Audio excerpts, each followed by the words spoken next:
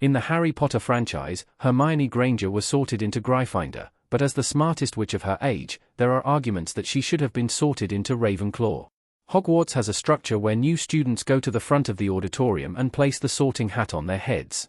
The sorting hat then looks into their minds using legilimency to determine their qualities, values, and aspirations before it decides which house the students best fit into.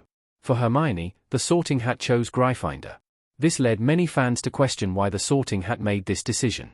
The traits of students sorted into Ravenclaw are highly intelligent, creative, and original, and many fans feel Hermione should have been sorted into that Hogwarts house. Gryffindor students are known for their bravery, courage, and determination, which also fits Hermione. However, at the time she was sorted, it seemed the best house for her should have been Ravenclaw, so why did the sorting hat choose Gryffindor? Hermione felt that bravery was more important than cleverness. Hermione was placed in the correct house based on her personality. While Hermione was the smartest witch of her age, that was not the only thing that defined her. The sorting hat had to choose the best house for all of Hermione's traits. While Ravenclaw made the most sense based on her intelligence and brilliance as a witch, the other characteristic of Ravenclaw was being creative. If Hermione was anything at first, she was stuck in her ways and almost steadfastly determined to follow things by the book.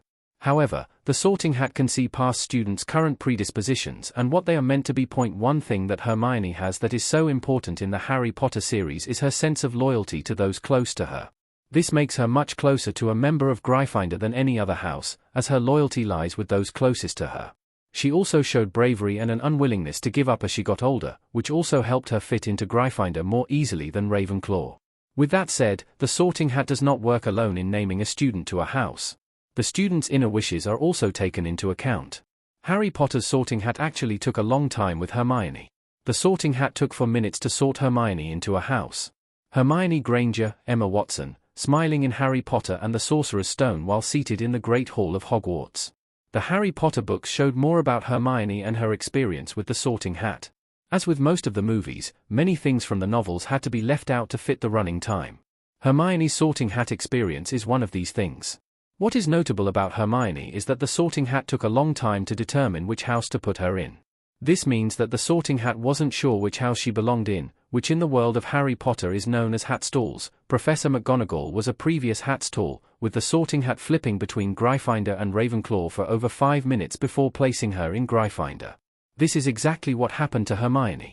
The sorting hat spent 4 minutes on her, trying to decide between Gryffindor and Ravenclaw, and was considering Ravenclaw before finally placing her in Gryffindor, just like Professor McGonagall before her.